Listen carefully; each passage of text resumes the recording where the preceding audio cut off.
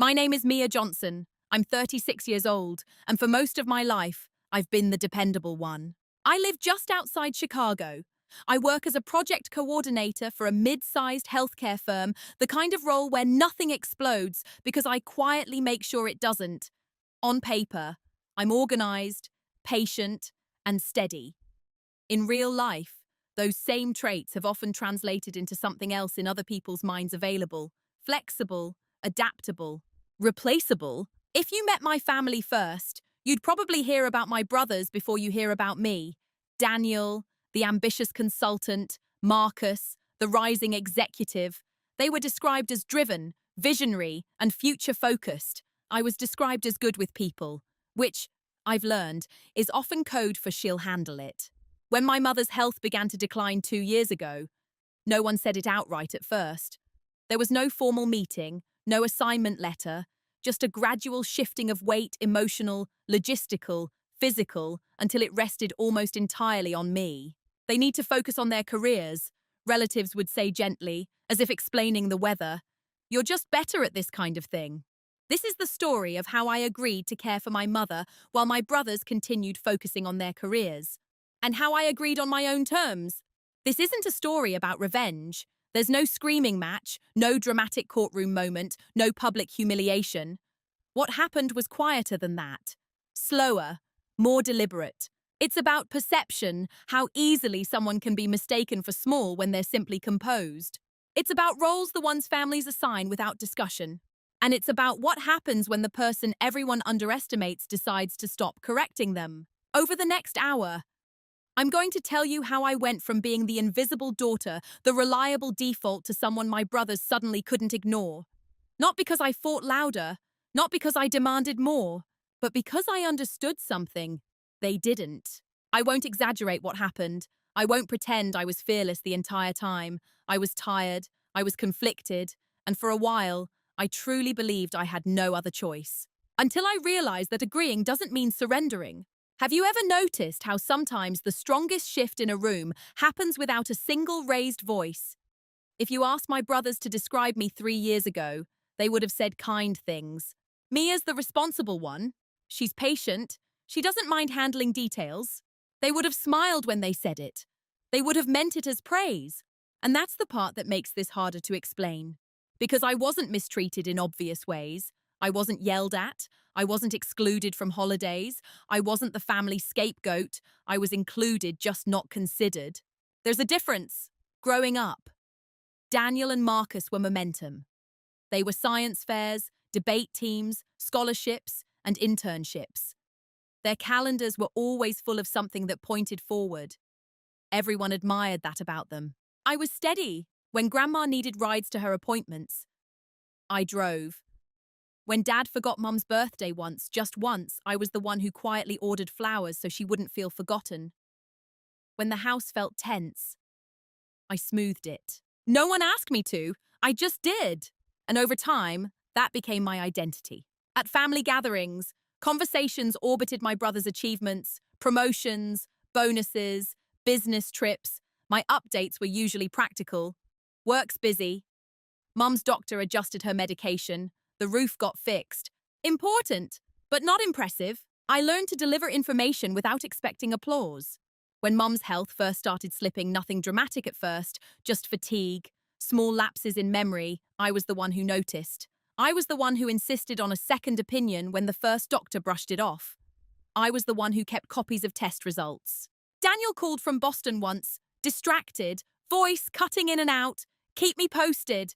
Okay, I've got a client presentation tomorrow. Marcus texted, let me know if it's serious.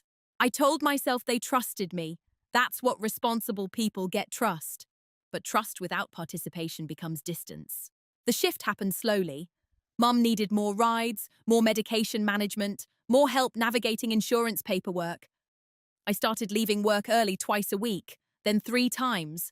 At Sunday dinner one evening, Daniel leaned back in his chair and said casually, honestly, it's good Mia's nearby. It would be impossible for us to manage this from out of state. He meant it as a logistical reality, but everyone nodded. That was the first time I felt something tighten in my chest. Not anger, not yet.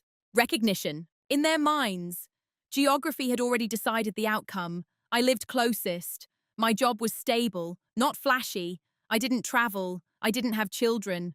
My life looked flexible, which meant adjustable, which meant available. No one asked what it would cost me. They framed it as alignment. It just makes sense. You're better at this. You've always been good with Mom. And here's the quiet truth: I was good at it. I knew which tea she preferred at night. I knew when her voice sounded off before anyone else heard it. I knew how to coax her into eating on days she felt stubborn. That competence became evidence. If I could handle it, then I should. By the end of that year, I had unintentionally become the family operations center. I scheduled appointments. I updated my brothers. I translated medical jargon into digestible summaries for group chats. They praised me. "You're amazing! Mia, we don't know what we'd do without you." And I believed that meant I was valued. But what I was really was convenient. Invisible doesn't always mean unseen. Sometimes it means everyone sees you clearly and still assumes you'll stay exactly where you are. I didn't resent my brothers then, not consciously. I told myself this was temporary, that families lean on whoever is strongest in the moment. I just didn't realize they had already decided I would always be that moment. The first real cut didn't look like a cut at all. It looked like a compliment. Mom had a cardiology appointment on a Thursday morning. I'd already rearranged 2 meetings and delegated a presentation to a colleague who was gracious about it, but I could see the calculation in her eyes. How many more times would this happen? The appointment ran long, new medication, more monitoring. A follow-up is scheduled for 3 weeks later. That evening, we had a family video call. Daniel's background was a hotel suite somewhere in San Francisco. Marcus was in his home office, framed bookshelf, soft lighting, curated stability. I gave them the summary, blood pressure numbers, dosage adjustments, the cardiologist's concerns. They listened, nodded. Then Daniel said, "This is exactly why it's good you're handling it." There it was again. "Good, you're handling it," Marcus added. "Yeah, honestly, I don't know how we'd even coordinate all this from here. It would be chaos." I smiled into the camera. "It's manageable." Manageable?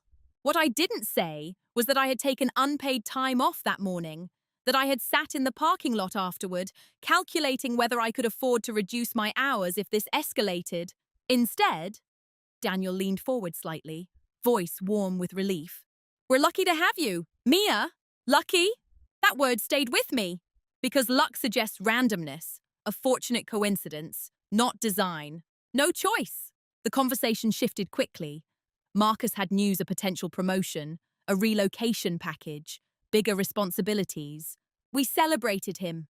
And then, almost as an afterthought, Daniel said, "Once things stabilize with Mom, maybe we can revisit how to distribute things more evenly."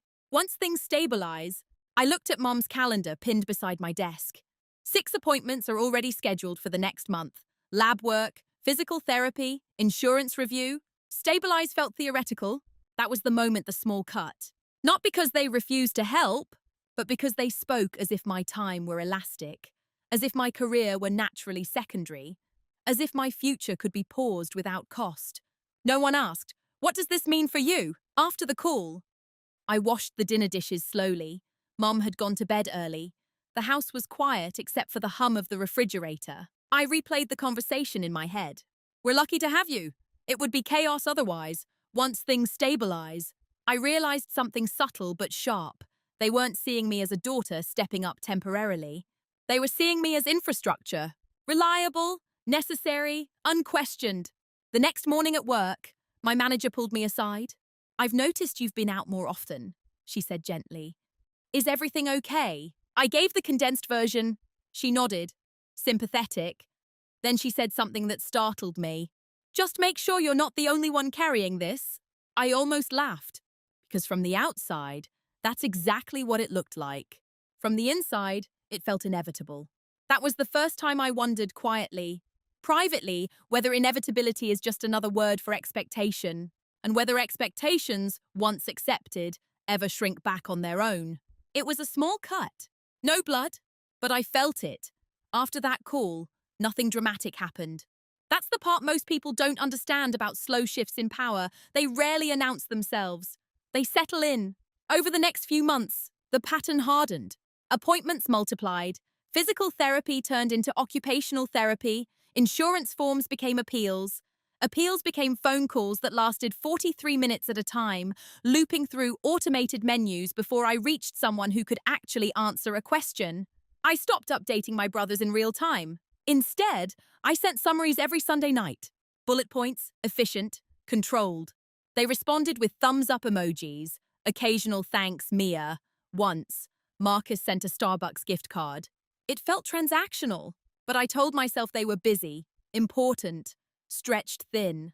I began to narrate their absence for them. Daniel's building his career. Marcus has a team depending on him. It's not that they don't care.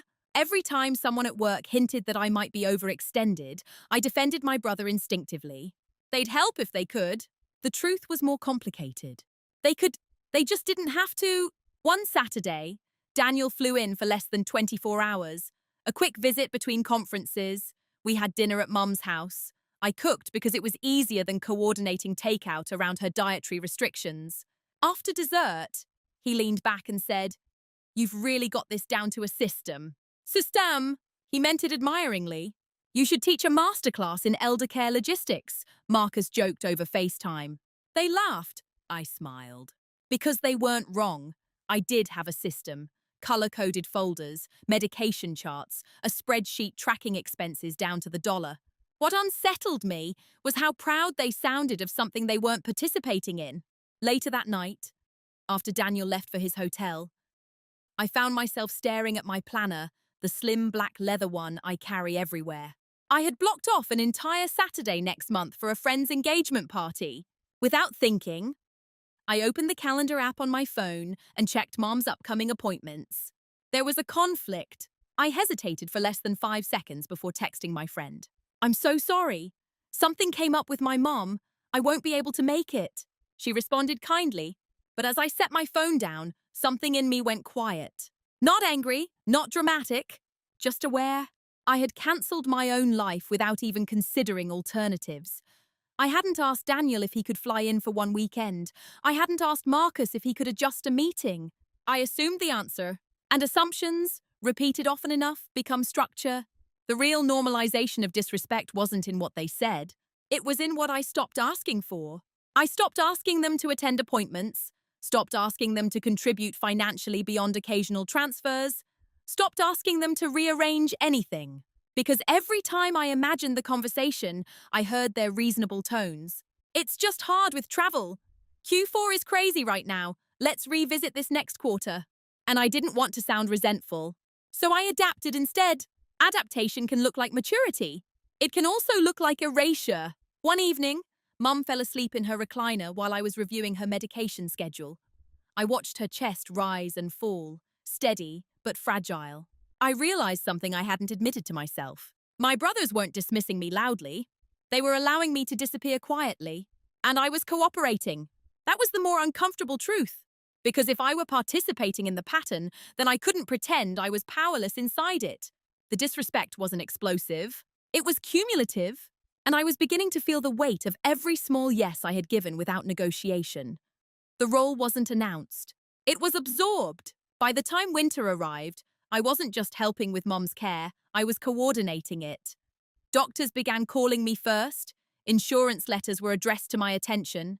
Even extended relatives texted me for updates instead of creating a group thread. Without a family meeting, without a formal agreement, I had become the point person. Reliable, useful, invisible. One afternoon, Marcus called unexpectedly. "I've been thinking," he said, "maybe we should formalize things a little, just so it's clear you're the primary contact." Primary contact. The phrase sounded professional, efficient. "You mean legally?" I asked. "Nothing dramatic," he replied quickly. "Just paperwork, power of attorney, maybe. It's easier if one person handles it." Easier?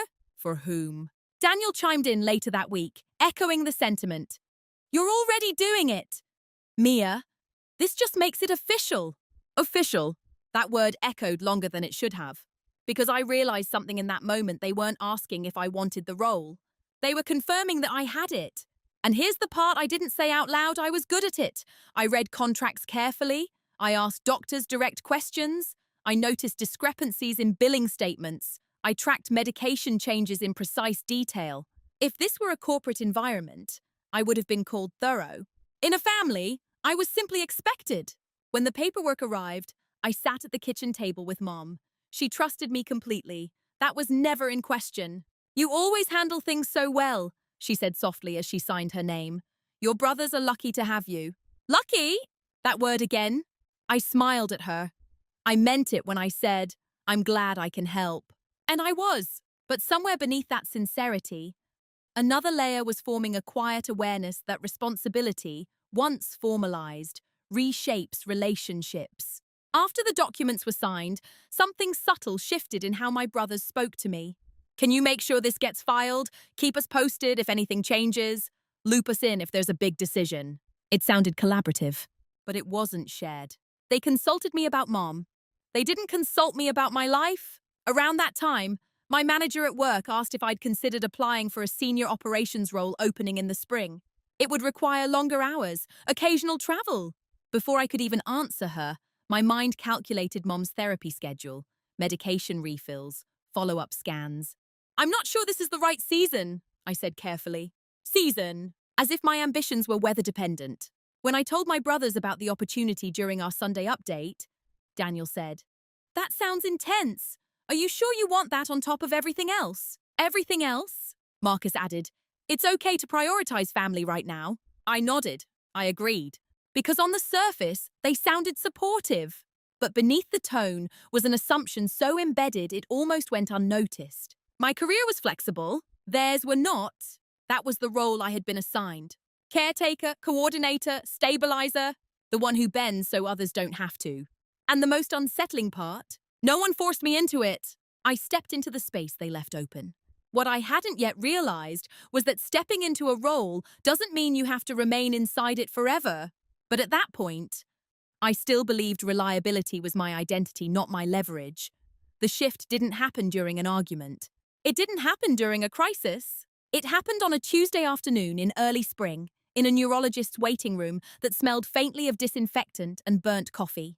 Mom was inside for cognitive testing. It was routine, they said. Baseline measurements, monitoring. I sat alone with my planner open on my lap, reviewing the week ahead.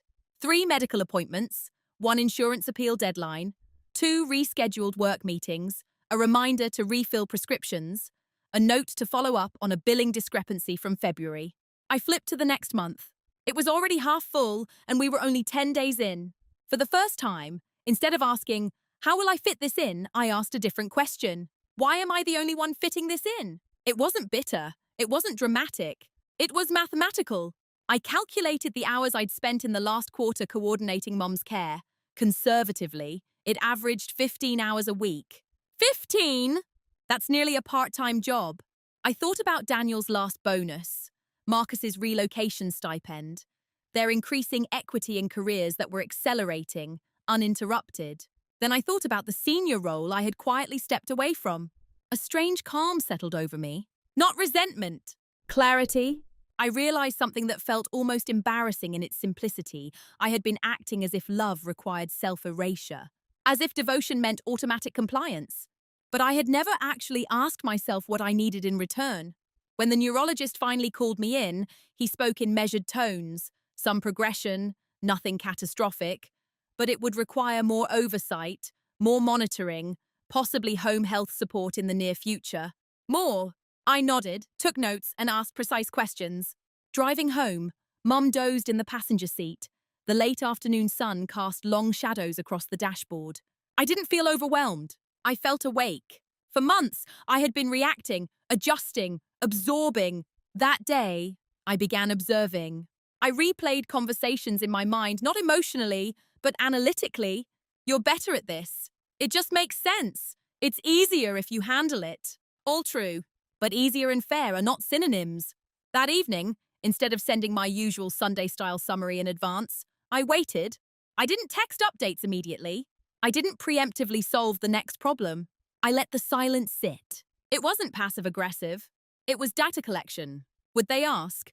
Would they initiate? Would they notice the gap? Daniel texted 2 days later. How'd the appointment go? 2 days? Marcus didn't message at all. I answered briefly. Factual. No emotional cushioning. No extra reassurance. And then I closed my planner.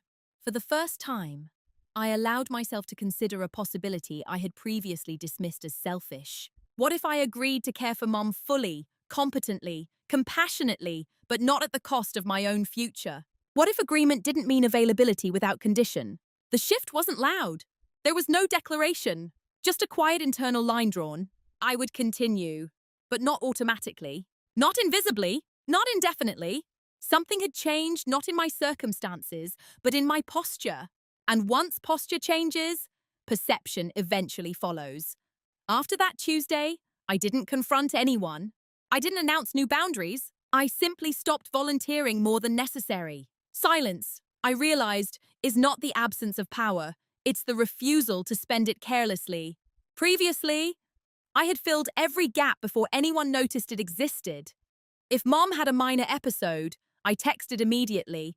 If insurance delayed a claim, I resolved it before my brothers ever saw the bill. If a prescription changed, I sent summaries with context and reassurance. Now, I responded, but I didn't anticipate. The difference was subtle. Daniel would text, "Everything okay? Haven't heard updates?" I'd reply, "Stable this week. I'll send the next appointment summary on Sunday." No elaboration, no emotional padding. Marcus once called on a Wednesday afternoon.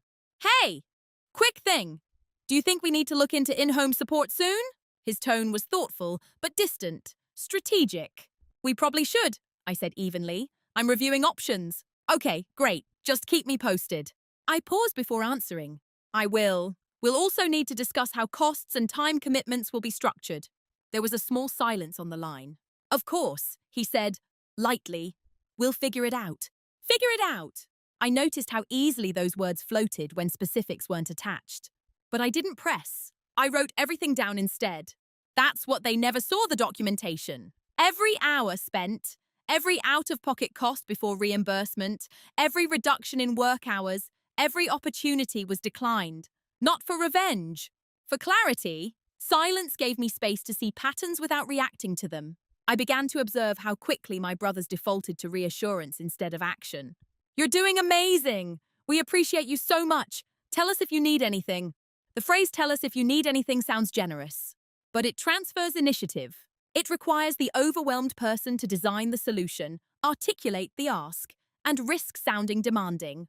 So I stopped needing anything in conversation. Instead, I gathered facts. I researched elder care cost averages in Illinois. I reviewed legal responsibilities tied to the power of attorney. I consulted quietly with an attorney about long-term asset planning for Mom's estate, not to control it, to understand it. My brothers assumed my silence meant stability. They mistook calm for contentment. They thought that because I wasn't escalating, nothing was shifting. But internally, everything was rearranging. One evening, Daniel forwarded an article about work-life balance with a note, "Saw this and thought of you. Make sure you're taking care of yourself." I stared at the message for a long time. There's something almost poetic about someone advising you on balance while benefiting from your imbalance. I replied simply, "Thanks." What he didn't know was that I had already scheduled a meeting with HR to discuss flexible growth pathways instead of stepping back entirely. What he didn't know was that I had started recalculating long-term financial projections, not just for Mom, but for myself. Silence stopped being resignation. It became preparation. And preparation doesn't require permission. By the time summer approached, my brothers believed the system was stable because I appeared stable. They didn't see that I had stopped absorbing indefinitely. I was assessing, weighing, positioning. I had agreed to carry the responsibility, but I was no longer carrying it without terms. And the most powerful part, they still had no idea. Preparation doesn't look dramatic from the outside. It looks like routine. That was my advantage. By summer, my brothers believed we had found our rhythm. Mum's condition had plateaued, not improving, not dramatically worsening. The appointments were consistent, the expenses are predictable, the updates are steady. From their perspective, I had adapted beautifully. From mine, I had begun building a structure. The first thing I did was quantify everything. Not emotionally, financially. I calculated the average weekly hours spent coordinating care, not just driving or attending appointments, but administrative time, phone calls, research, appeals, prescription management. 18 hours. It had increased without me noticing. Then I calculated the lost income potential from declining the senior operations role. Conservative estimate over 5 years significant. I didn't dramatize it. I documented it. Next, I reviewed Mum's estate planning documents more carefully, not to claim anything, not to manipulate outcomes, but to understand long-term implications. What would happen if her condition required full-time residential care? What assets would be liquidated first? How were responsibilities structured legally versus practically? I scheduled a consultation with an elder law attorney under the pretense of clarifying procedures. I asked neutral questions. What protections exist for a primary caregiver who reduces work hours? How is time value considered in estate divisions? What documentation matters? The attorney didn't seem surprised by my questions. You'd be amazed how often siblings assume proximity equals obligation, she said calmly. That sentence stayed with me. Proximity equals obligation. I had internalized that equation without ever challenging it. I began tracking something new: involvement. Not just money transfers, participation. Who attended appointments, even virtually. Who initiated check-ins, who volunteered specific, scheduled contributions. The columns in my spreadsheet were simple. Date, event, my hours, Daniel's involvement, Marcus's involvement. The entries were almost always one-sided. I didn't confront them with it. I observed. At the same time, I revisited my own career path quietly. I spoke with my manager again. If I were to pursue growth without sacrificing flexibility entirely, what would that look like, I asked. We discussed lateral advancement, remote leadership training, performance-based raises instead of title-based ones. For the first time, I stopped framing my availability as permanent. At home, I made small operational changes. I hired a part-time home health aide for 6 hours a week initially as a trial. I informed my brothers of the cost and said evenly, we'll split this 3 ways starting next month. No question mark. No tentative phrasing. Daniel responded, of course. Marcus replied, makes sense. There was no pushback because I hadn't framed it as optional. That was the moment I understood something crucial. Resistance often meets uncertainty, not clarity. Previously, I had spoken in hypotheticals. Maybe we should... Do you think it would help if... Now, I stated decisions grounded in research. The aide changed more than Mom's daily routine. She changed the data. With documented professional involvement, the caregiving structure shifted from Mia managing everything to Mia coordinating a system. That distinction matters legally, financially, psychologically. My brothers praised the initiative. You're so proactive, Daniel said. Marcus joked. We'd be lost without you. I smiled, not because I agreed, but because I knew something they didn't. I was no longer building a life around caregiving. I was building documentation around contribution. Late one night, after entering numbers into my spreadsheet, I realized the quiet truth.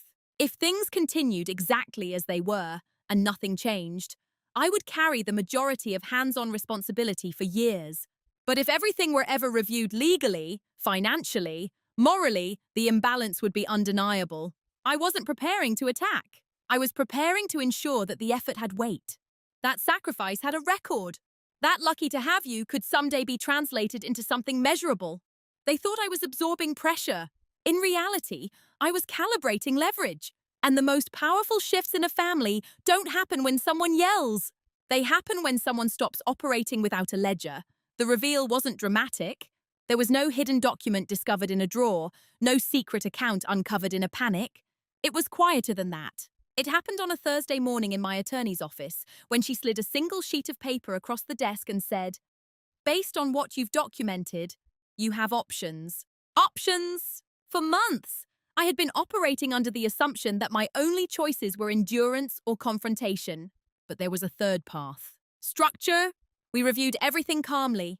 The power of attorney paperwork, the expense records, the hours logged, the gradual integration of professional home care. There's precedent, she explained, for formal caregiver compensation agreements, especially when one sibling provides the majority of labor and coordination. Compensation. The word felt heavy, not because it sounded greedy, but because it sounded legitimate. This doesn't mean conflict, she added. It means clarity. If you continue in this role long-term, it can be formally defined, financially and legally. Defined. Up until that moment, my contribution had been praised, assumed, and emotionally acknowledged, but never defined. I drove home slowly that afternoon, the word looping in my mind. Defined? For the first time, I understood the leverage I had quietly built. Not over my brothers, over the narrative.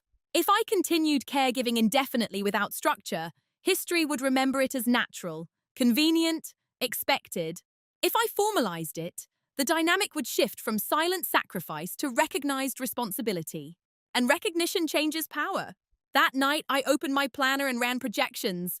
If I reduced my corporate hours by 20%, with a formal caregiver agreement compensating the difference, I could stabilize my finances while maintaining long-term growth. If I eventually transitioned mum to assisted living, my documented coordination and oversight would carry legal and financial weight in estate distribution discussions, not as punishment. As a proportion, I felt no triumph, just calm. Because this wasn't about taking something from my brothers. It was about ensuring that what I gave had form. The private reveal wasn't simply that I could request compensation, it was that I no longer needed their validation to justify it. For years, I had subconsciously waited for someone to say, "This isn't fair to you." They never did, and I realized I didn't need them to. The next layer of clarity was more personal. I didn't resent caring for my mother, I resented the invisibility. Once invisibility dissolves, resentment has less to attach to. I reviewed every conversation from the past year through a new lens. "You're better at this. It just makes sense. We're lucky to have you." None of those statements was malicious. They were convenient, and convenience becomes dependency when left unexamined. That was the private reveal. They weren't exploiting me intentionally. They were relying on a structure I had allowed. And now, I had the documentation legally and practically to reshape that structure without anger. I slept unusually well that night. Not because anything had changed externally, but because I finally understood something fundamental. Agreement is powerful when it's chosen consciously. I had agreed to care for Mom. Now I would agree on my own terms. Defined, documented, sustainable. And once terms exist, silence is no longer submission. It's a strategy. Knowing you have options is different from choosing one. For 2 weeks after meeting with the attorney, I didn't act. I observed. Daniel flew in briefly again, another compressed visit between obligations. He brought expensive pastries, spoke warmly to Mom, and praised how smooth everything seemed. Marcus called to discuss a new leadership opportunity overseas. Temporary, but demanding. "It's a big move," he said. "But now's the time." Now's the time? I thought about that phrase long after we hung up. For them, now was acceleration. For me, now had been maintenance. I reviewed my notes one more time. The hours logged, the costs are divided, the trajectory of Mum's condition, the projections for the next 5 years. There were 3 paths in front of me. 1, continue, as I had been informal, absorbing, hoping eventual gratitude would balance things organically. 2, confront my brothers emotionally, lay everything out in one heated conversation, risk defensiveness, risk of fracture. 3, formalize the role calmly, present structure, not accusation, terms, not complaints. The first path guaranteed resentment. The second guaranteed instability. The third required composure. I chose the third. Not because I was fearless, but because it aligned with who I actually am.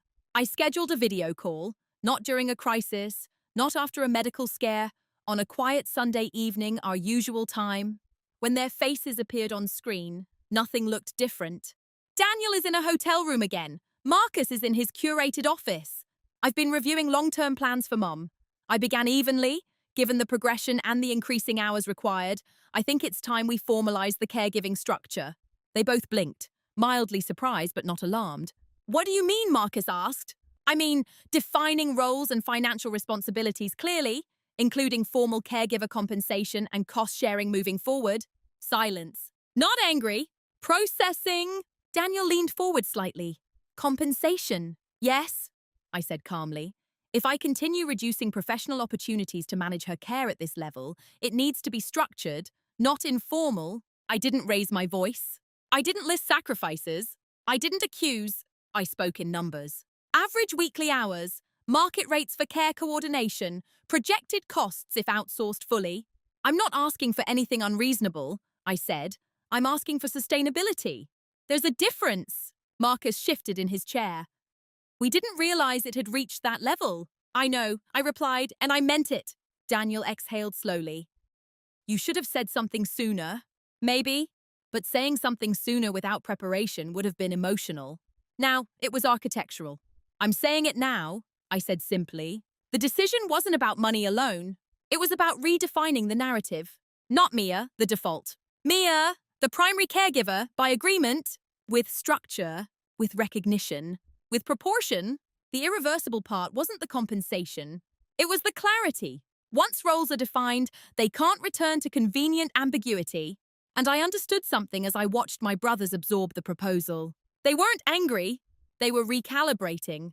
For the first time, they were being asked not just to appreciate me, but to account for me. And once you ask to be accounted for, you can't return to invisibility. After that call, there was no explosion. No dramatic backlash, no accusations. There was a pause. Daniel asked for the documentation. Marcus requested projected numbers in writing. Their tones were measured professional. Almost. I sent everything the next morning. A structured proposal outlining weekly average hours of care coordination, current and projected medical expenses, market comparison rates for professional care managers, a proposed caregiver compensation agreement, equal cost sharing for home health support. Clean, precise, neutral. No emotional footnotes. I CC'd the elder law attorney and suggested we formalize the agreement legally to protect everyone involved. That phrase matters. Protect everyone. Not protect me. Not hold you accountable. Just protection. For the next 10 days, things felt normal on the surface. Mum's appointments continued. The home health aide expanded to 8 hours a week. I attended work meetings, cooked dinner, filed paperwork. But underneath, a recalibration was happening. Daniel wired his share of the expanded care costs without commentary. Marcus followed 2 days later. Neither objected. They were adjusting quietly. I didn't chase them for updates about the formal agreement. I let them sit with it. Let them consult advisors if they want. Let them feel the weight of specifics. Clarity has gravity. About a week later, Marcus called. I spoke to a financial planner, he said. Your proposal is reasonable. Reasonable? There was the word I had been waiting for. Not generous, not surprising. Reasonable. Daniel joined a follow-up call with the attorney. We reviewed the terms calmly. Compensation structured as documented caregiving labor, not inheritance manipulation, transparent, reported, clean. No loopholes, no hidden clauses. If anything, I insisted on conservatism. The agreement included monthly caregiver compensation aligned with documented hours, equal division of additional care costs, quarterly review of responsibilities, formal acknowledgement of role distribution. When we finalized it, nothing felt triumphant. It felt balanced. My brothers didn't apologize. They didn't need to. The shift wasn't about guilt. It was about weight redistribution. What struck me most was how quickly the tone of our conversations changed afterward. Daniel began asking, "What's the schedule this month I can fly in for one of the appointments?" Marcus volunteered to handle insurance appeals remotely. Not dramatically, not perfectly, but noticeably. It turns out that when responsibility is abstract, it's easy to admire someone for carrying it. When responsibility is itemized, it becomes harder to ignore your portion. And here's the quiet truth. I never had to threaten distance. I never had to withdraw care. I simply defined the terms under which I would continue. The most powerful part. Mom never felt the tension. Her world remained steady. Her tea arrived on time. Her medications were correct. Her appointments were kept. The only thing that changed was the structure behind the scenes. My brothers didn't lose anything. They gained awareness, and I gained something more important than compensation. I gained proportion. The system we had once called natural was now contractual. Clear, and once clarity exists, convenience cannot quietly rewrite the story. The consequences didn't arrive as punishment. They arrived as awareness. For the first few weeks after the agreement was finalized, everything moved with polite efficiency. Payments were transferred on schedule, calendar invites were shared, responsibilities were outlined in quarterly reviews, like we were managing a small organization. In many ways, we were, but something subtle began to surface. Daniel missed one of his scheduled appointment visits, a client emergency. He apologized, sent flowers to Mum, and wired his share of the month's compensation early. Before the agreement, that would have been the end of it. Now, there was a record. His missed visit was logged. Not vindictively, just factually. At our next quarterly review call, I said calmly, we'll need to redistribute the hours from that week. The documentation reflects the adjustment.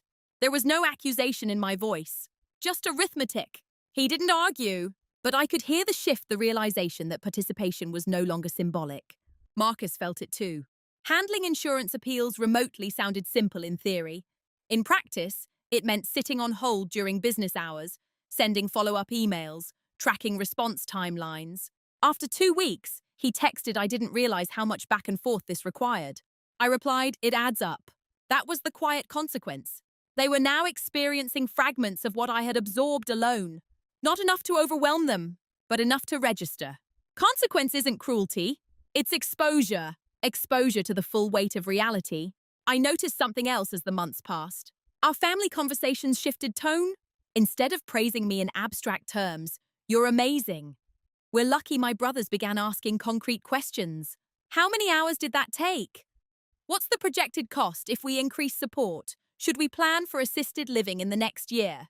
The dynamic had matured, not because I demanded respect, but because I required structure. There was one moment that crystallized the change. We were on a 3-way call discussing next year's projections. Marcus hesitated before speaking. I think we all underestimated what this has actually required from you, he said. Not emotional, not dramatic, just factual. Daniel didn't rush to defend anything. He nodded. That sentence would have felt hollow a year ago. Now it carried weight because it was backed by documentation. You can dismiss feelings. It's harder to dismiss numbers. The consequence wasn't that they felt punished. It was because they felt accountable. And accountability has a way of reshaping perception. For the first time in my adult life, I wasn't the invisible stabilizer. I was the defined contributor. Mom's care continued. Some days were hard, some were peaceful, but I no longer felt like I was quietly erasing myself to sustain it. Instead, I felt aligned. And something unexpected happened as a result. I stopped feeling resentful, because resentment thrives in imbalance. Once weight is distributed, even imperfectly, resentment has less oxygen. The consequences had begun. Not explosive, not catastrophic, just clarifying. And clarity, once introduced, cannot be undone. The panic didn't come from me. It came from them. About 6 months after we formalized the agreement, Mum's condition shifted more noticeably. Nothing sudden, no emergency sirens or midnight hospitalizations, but a steady cognitive decline that required more supervision than before. The home health aid hours increased from 8 to 15 per week. Then 20, the projected annual cost doubled. We scheduled a family meeting virtual, as usual. I presented the numbers calmly. Assisted living facilities in our area, estimated timelines, wait lists, deposits required. Daniel looked unsettled. Marcus looked calculating. This escalated faster than I expected, Marcus said quietly. It's consistent with the progression we discussed last quarter, I replied. And it was. Everything had been documented, forecasted, modeled. But here's what changed. Now that the costs were concrete and shared equally, the financial weight was landing on them in real time. Before, my lost opportunities were invisible. Now, their transfers were visible. Daniel ran a hand through his hair. If we move her into assisted living within the year, that's a significant long-term commitment. Yes, I said. There was no urgency in my tone. No pressure, just truth. For the first time, they began discussing trade-offs openly. Marcus considered delaying his overseas expansion. Daniel reconsidered a property investment he had mentioned weeks earlier. Not because I asked them to, because they now felt the ripple. At one point, Daniel said something that revealed the underlying shift. I guess we assumed this would stay manageable. Manageable. I held his gaze through the screen. It's been manageable because it was centralized, I said gently. Silence. Not hostile, but heavy. They were realizing something difficult. There was no going back to the informal system. No returning to vague appreciation and occasional transfers. Everything now had structure, visibility, consequence. If they wanted to reduce financial impact, they would need to increase time involvement. If they wanted to increase professional momentum, they would need to accept higher financial contributions. Choice had replaced assumption, and choice can feel like pressure when you're not used to carrying it. After that meeting, Marcus called me privately. I didn't realize how insulated we were before, he admitted. Insulated. That was the word. They hadn't been careless. They had been protected by my silence, and now that the insulation was gone, not because I stripped it away aggressively, but because I stopped absorbing everything myself. Here's the quiet irony. They couldn't fix it by apologizing. They couldn't rewind to a softer version of me. The structure was legal, operational, embedded. Too late to revert to convenience. Too late to reframe it as temporary. Not too late to participate, but too late to pretend it was effortless. And in that realization, something shifted again. Not power. Perspective. They began to see that care is not just emotional presence. It's time, money, opportunity cost. It's measurable, and once measured, it demands respect. The confrontation, when it finally came, was almost disappointingly calm. No raised voices, no dramatic accusations, just a Sunday afternoon call that ran longer than usual. Mom had been approved for a spot at a nearby assisted living facility. Not immediately, but within 3 months. We needed to decide whether to accept the placement. I laid out the facts: cost breakdown, level of care, projected progression of her condition, transportation logistics. Daniel listened quietly. Marcus took notes. Then Daniel said, "I want to be honest. Part of me feels like we accelerated this by formalizing everything. It wasn't a hostile statement. It was reflective. I didn't react defensively. We didn't accelerate her condition," I said evenly. "We clarified our involvement." Another silence. Marcus exhaled slowly. "I think what Daniel's trying to say is, before, it felt less transactional." There it was. Transactional. I understood what he meant. Before, love had masked the imbalance. Effort was absorbed invisibly. Money flowed loosely. Appreciation filled the gaps. Now, everything had a column, a line item, a review date. "It only feels transactional because it's defined," I replied. "Undefined systems feel warmer, but they're harder to sustain." Daniel nodded slowly. "I don't think you were wrong," he said after a moment. "I think we just didn't understand what we were asking of you." That sentence landed differently than previous acknowledgements. It wasn't defensive. It wasn't self-protective. It was recognition. I didn't say, "You should have known." I didn't list examples. I didn't understand it fully either. I admitted, not at first. That was the most honest part. I had participated in my own invisibility for a long time. The confrontation wasn't about who failed. It was about what changed. Marcus leaned back in his chair. "If we move her, we'll all need to adjust again." "Yes," I said, "but this time, it'll be deliberate." No one tried to renegotiate the compensation agreement. No one suggested reverting to informal care. They understood now that structure wasn't punishment. It was protection for me, for them, for Mom. The decision to accept the assisted living placement was unanimous. Not rushed, not pressured, just clear. Before we ended the call, Daniel looked directly into the camera.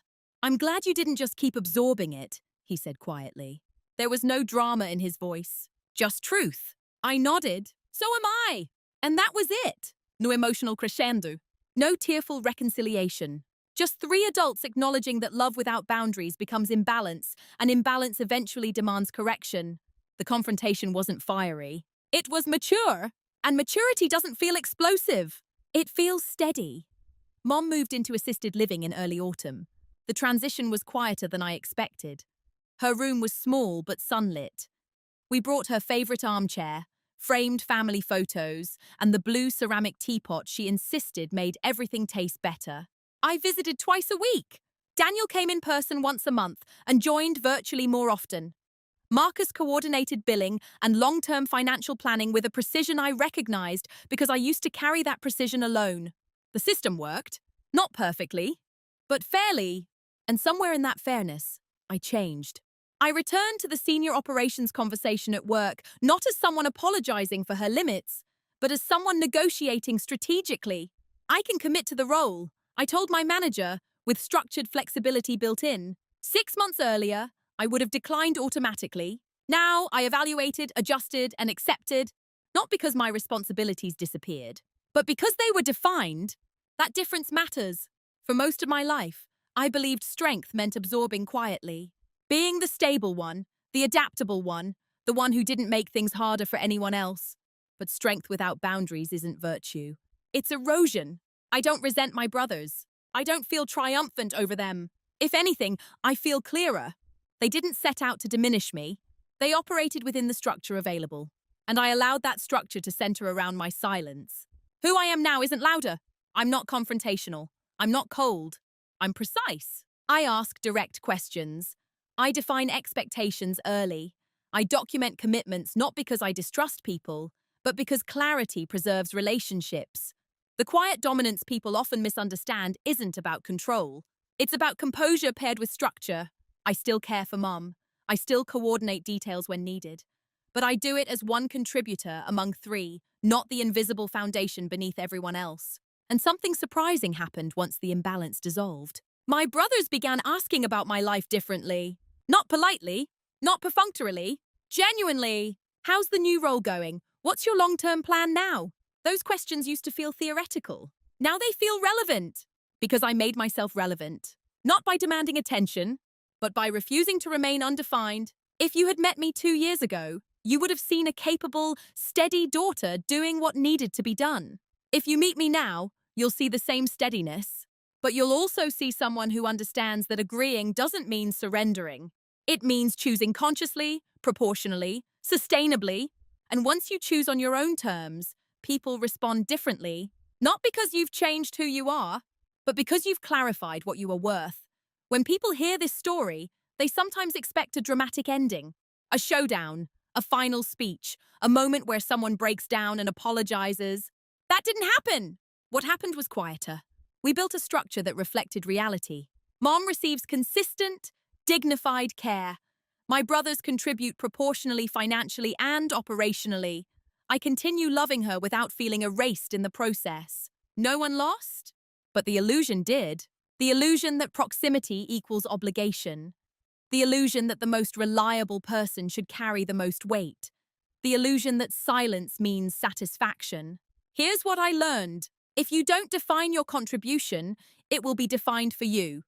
If you don't measure your effort, it will be romanticized instead of respected. And if you wait for someone else to notice the imbalance, you may wait forever. I didn't become louder. I became clearer. I didn't stop caring. I stopped caring without structure. And that changed everything. The truth is, my brothers weren't villains. They were operating inside a system that benefited them just as I was operating inside one that diminished me. The moment I shifted the system, not the emotion, the dynamic followed. That's the power of quiet dominance. Not revenge, not humiliation, just composure paired with consequence. If you've ever been the dependable one, the default, the reliable, the it just makes sense person, I want you to consider something gently. Are you agreeing because you choose to, or because you've never paused long enough to ask what your agreement should include? You can love deeply, you can show up fully, and you can still define your terms. Those things are not opposites. They are balanced. I'd love to hear from you. Have you ever realized you were carrying more than your share simply because you were capable? And what changed when you decided to define it? Let's talk in the comments.